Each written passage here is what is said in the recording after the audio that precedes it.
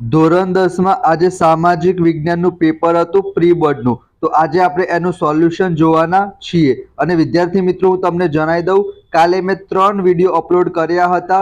ધોરણ 10 pre board પરીક્ષા 21-1-25, વિભાગ બી, વિભાગ સી અને વિભાગ ડી. તો આખું પેપર વિદ્યાર્થી મિત્રો એનામાંથી જ પૂછાયું છે. અને તમારે કાલે કયું પેપર છે?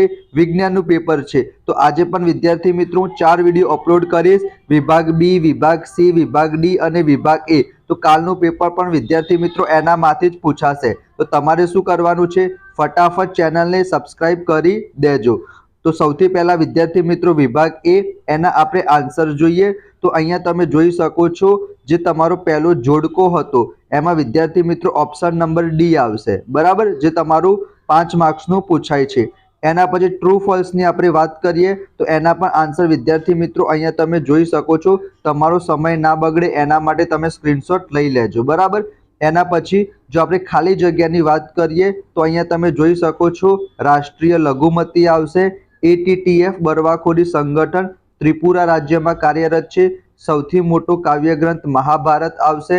કાવેરી નદીમાંથી ગ્રાન્ડ એનિકટ એ નહેરનું નિર્માણ થયું હતું 2જી સદીમાં. અને આપણા દેશમાં આકાશવાણીના ટોટલ 415 સ્ટેશનો છે.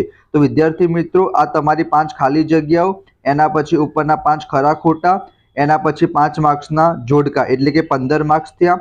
એના પછી આપણે વિકલ્પની વાત કરીએ તો 16મા નંબરનામાં શું આવશે વિદ્યાર્થી મિત્રો? ઓપ્શન નંબર એ આવશે.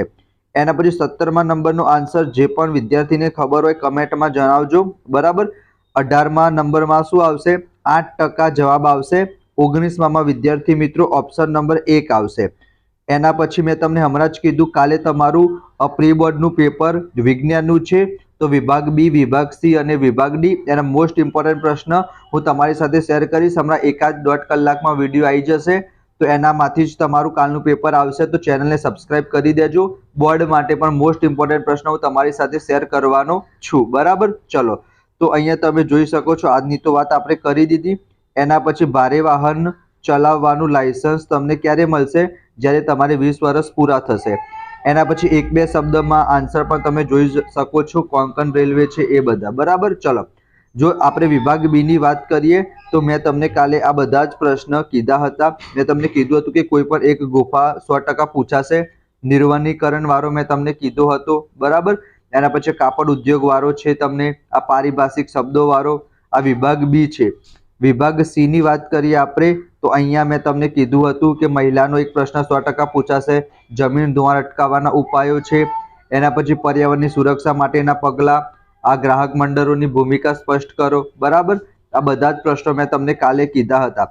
અને વિભાગ ડી ની આપણે વાત કરીએ તો એ પણ મેં તમને કીધું હતું કે તમે કરી દેજો, કૃષિના પ્રકારો કરી દેજો, ગણિતશાસ્ત્ર કરી દેજો, ટેકનિકલ સંસ્થાગત સુધારા કરી દેજો. બેરોજગારીનો એક પ્રશ્ન પૂછાશે. વર્લ્ડ ટ્રેડ ઓર્ગેનાઇઝેશન વાળો મેં તમને કીધું હતું, ભ્રષ્ટાચાર વાળો કીધું હતું. આ બધા જ પ્રશ્ન વિદ્યાર્થી મિત્રો જે કાલે 3 વિડીયો બનાવ્યા હતા એનામાંથી જ આવ્યા છે, બરાબર.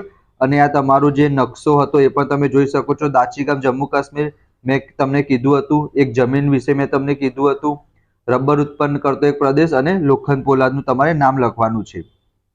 તો વિભાગ ડી, વિભાગ સી અને વિભાગ ડી કાલે વિજ્ઞાનનું પેપર છે. તો એના 3 વિડીયો પણ 4 વિડીયો હું આજે અપલોડ કરી દઈશ. તો ફટાફટ ચેનલને સબસ્ક્રાઇબ કરો, દોસ્તો સાથે શેર કરો. અને બોર્ડ માટે પણ હું તમને મોસ્ટ ઇમ્પોર્ટન્ટ પ્રશ્ન આપીશ. તો ચેનલ તમારા માટે ખૂબ જ જરૂરી છે. તો મળીશું આપણે નેક્સ્ટ વિડીયોમાં. ત્યાં સુધી જય Shri Krishna, Radhe Krishna. Thank you so much.